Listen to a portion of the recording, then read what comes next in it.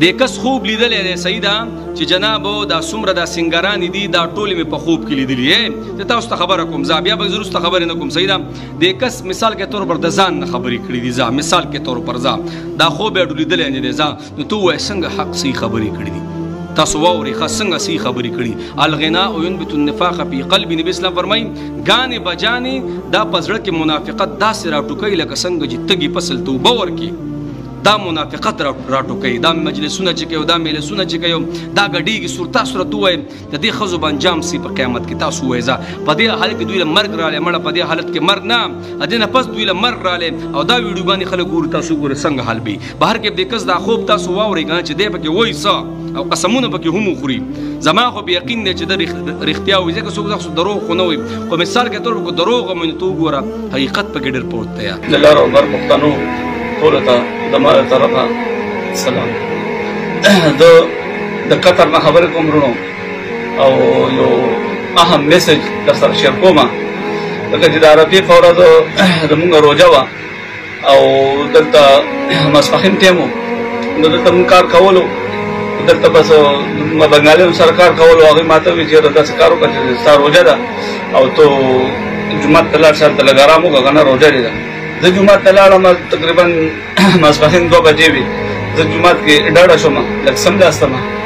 په دې کې یو سپین ږیری سړی رالو زه یې وخوځولم که زه خوب کې ما خو خوب نه و هغه د ویښې په ویښه باندې مو وخوځولم هغه چې زه راپاڅېدم زه هم بیارېدم ما چې خدای پاکه دا څوک دی ما ته ویل چې زویه کښېنه کښېنه کښېنه زه کښېناستم ورسره جوړ ته لاس یې راسره میلاو کړو بیا ما ته ویل چې بچیا تاسې څنګه پښتانه یې ما چې بابا ولې ما ته ویل چې تاسې نه نبي خفه دی نبي اسلام تاسې نه خفه دی تاسې څنګه په هغه باندې غیرت کوئ څنګه تاسې ننګ پې کوئ هلته تاسې نه خفه دی ما چې ولې وایي ستا په پښتنو قام کې داسې فحاشي خلک راوتي دي چې هغه ډېر بدخاله دی او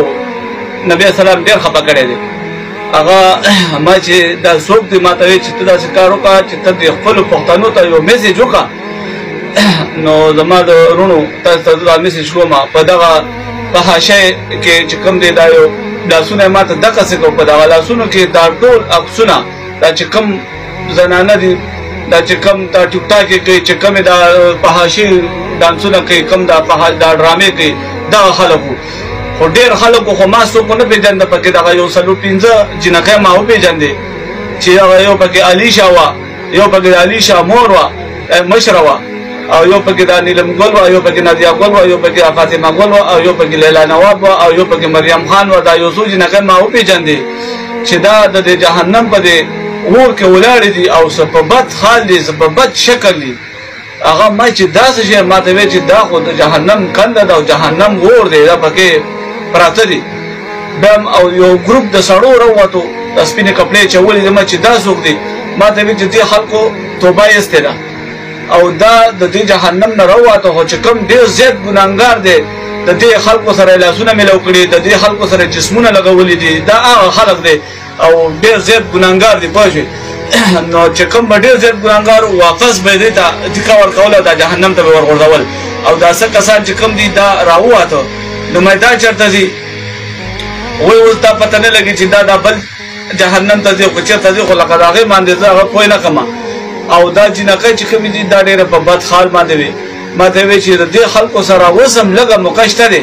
لږه موقع ډېره نه چې دا د الله پاک ته توبه استغفار شي د الله نه معافي وغواړي او دا خپله فحاشي دا هر څه پرېږدي او خپل دا عزت ژوند تېر کړي او ډېر لکه د افسوس خبره ده چې دغه ماته دا خبره وکړه زه ډېر خفه هم شوم په هغه ټایم ما داسې وژړل چې ما یا الله چې اوس چېرته دا ځمکه چاودې زه دې کې ننوتی یم چې دا د پښتنو حال دی بیا دا یو څو جنکۍ خو ما پکې وپېژندې ډېرې په بد حال باندې وې ډېرې په بد حال باندې وې نو الله دې معافي وکړي الله دې دوی ته د نیکو هدایت وکړي او الله پاک دې وروڼو زما دغه میسج چې کوم دی دا خلکو ته ورورسوئ چې هر څوک دا زما دا میسج اورئ زما دا ویډیو اورئ دا خلکو ته ورورسوئ چې دا وګوري او کېدای شي د دې ویډیو نه عبرت والي او وروره زه د قطر نه خبرې کوم دا په قطر کې دا واقعه ما سره شوې ده یم د پېښور اوسېدونکی یم او پېښور کې د ټیلهبند نظري کلي یم افسر علي مې نوم دی او ان شاء الله خلک ما به پیژني او په دې کې ان شاء الله زه په جماعت کې ناسم چې دا خبرې ټولې لکه ما سره شوې دي او زما وروڼو دا میسج تاسې ډېر شیر کړئ چې دغه خلکو ته ورورسي او هغه خبره چې زما دغه نمبر دی که بیا زما سره څوک رابطه ساتي په دې باره کې نو رابطه دې ما سره وساتي 77 او 58 72 81 دغه زما د واتساپ نمبر دی که په دغه ما سره بیا هر څوک رابطه ساتي او وایي چې یاره دا مطلب څه کیسه ده څنګه دغه دی په دې باندې ټلیفون هم دی واتساپ هم دی زما او وروڼو دا میسج تاسې شیر کړئ ډېر ځکه چې زما زړه خو ډېر خفه دی ځکه چې دا خلک ما په خپلو سترګو ولیده چې په جهنم کې ولاړ دي او دغه چې چا ورسره دا په حاشي دا لاسونه میلاو کړي چا ورسره جسمونه لګولي دا خلک هم ما ولیده هغه ما خبره چې ډېر په بد حال و او الله پاک دې ټولو ته باندې ورحمېږي سره زمونږ نو وروڼو دا میسج تاسې ډېر شیر کړئ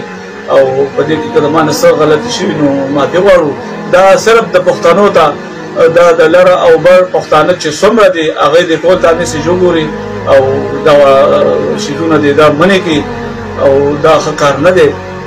ځکه چې دا یو فرښته وه ما ته خو فرښته ښکارېده ځکه چې د کم 3 بجې شوې 3 بجې اذان کېدو او دغه ټایم دا ما سره خبرې کولې او دا زما نه غیب شو بیا بیخي دا ما ونه لیدو او ده ما ته وویل چې دا پیغام ته د پښتنو ته ورسوه ځکه چې د دوی نه نبي علیه السلام ډېر خفه دی زما وروڼو تاسې دا میسج ډېر شیر کړئ ځکه چې زه د زړه د خوږې نه لګېم او دا زما خبرې نه دي ځکه چې دا